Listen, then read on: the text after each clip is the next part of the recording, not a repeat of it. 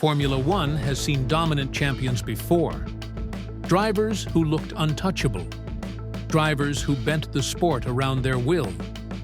But what happens when one of the greatest drivers of his generation looks at the future of Formula One and simply doesn't want it anymore? After the Japanese Grand Prix, where Max Verstappen could only manage 8th place, the four-time world champion delivered one of the most striking warnings of his career. Not about Red Bull, not about rivals, not even about losing, but about the sport itself. Verstappen admitted he is seriously thinking about whether he even wants to stay in Formula One beyond 2026. And for a driver who built his legacy on pure racing instinct, that statement sent shockwaves through the paddock. Because this is not the usual frustration of a champion who suddenly finds himself further down the order. Verstappen has made it very clear.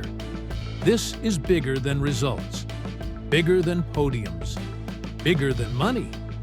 In his own words, the problem is that he is not enjoying driving these new 2026 cars. And for someone who has always treated racing as passion first, obligation second, that changes everything. The 2026 regulations were supposed to open a new chapter for Formula One. New power units, new chassis, a much heavier emphasis on electrical energy, smarter systems, more efficiency, more complexity.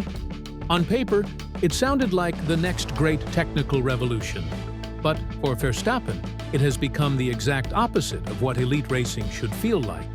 He described the current style of driving as anti-driving. That is an extraordinary phrase coming from a man who has spent his entire life mastering the limits of grip, balance, braking, rotation, and aggression. Verstappen is not saying the cars are merely difficult. He is saying they feel unnatural, that the way drivers now have to manage energy, shape races, and adapt their approach has taken them away from the raw essence of driving.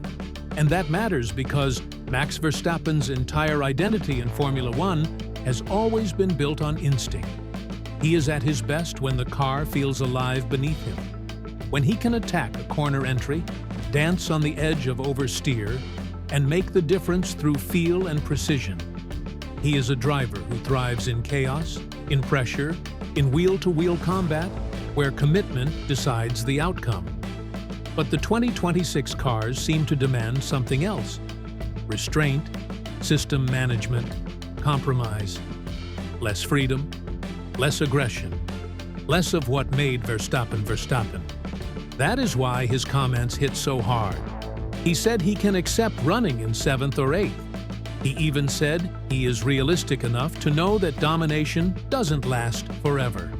He has lived through difficult phases before. He has not only been winning in F1, as he put it, but struggling while still loving the fight is one thing.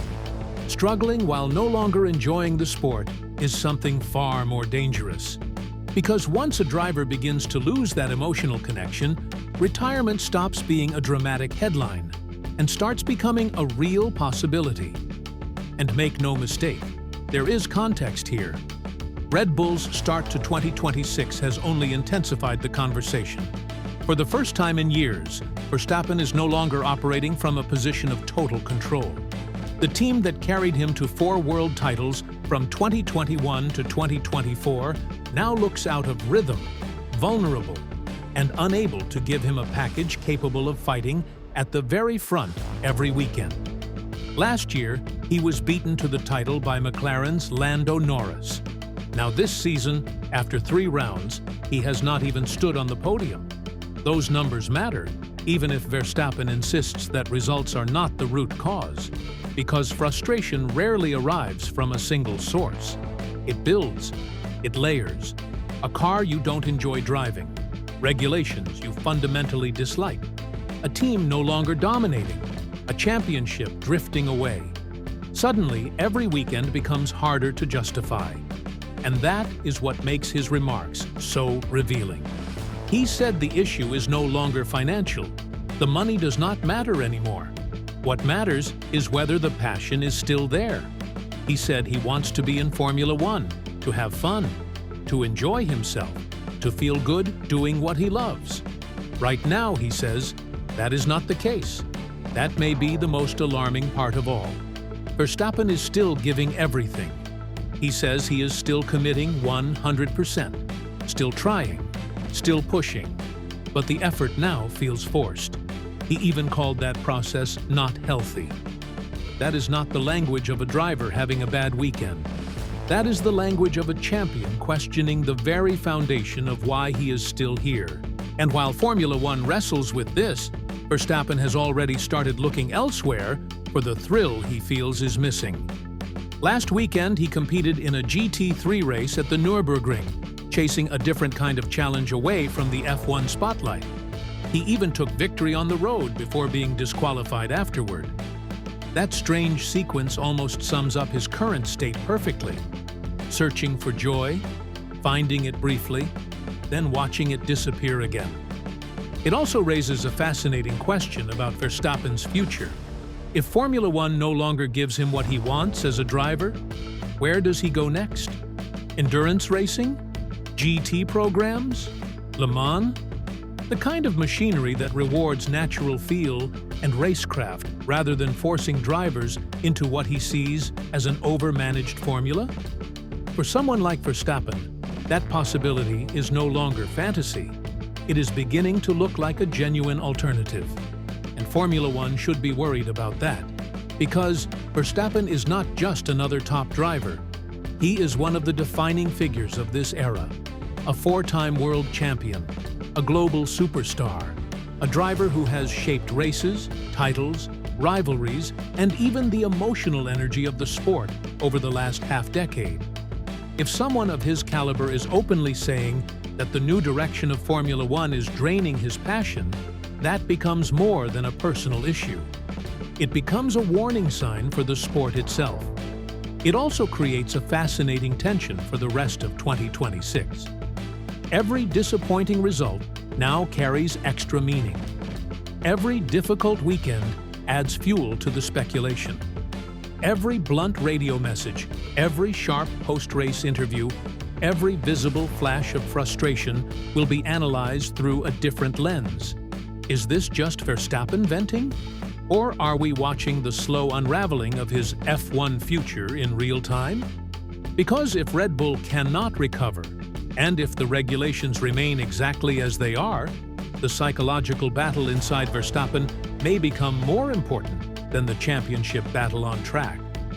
Can he rediscover enjoyment? Can the team give him a reason to believe again? Can Formula One convince one of its greatest talents that this is still the highest form of racing? That might be the real story of this season. For now, Verstappen has not made a final decision. But the fact that he is even talking this openly tells you everything. This is not a negotiating tactic. It does not sound like a pressure campaign.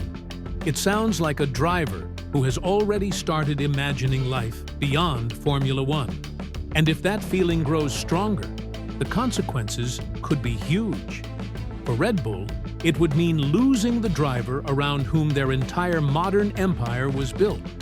For Formula One, it would mean seeing one of its biggest stars walk away, not because he could no longer compete, but because he no longer believed in the product.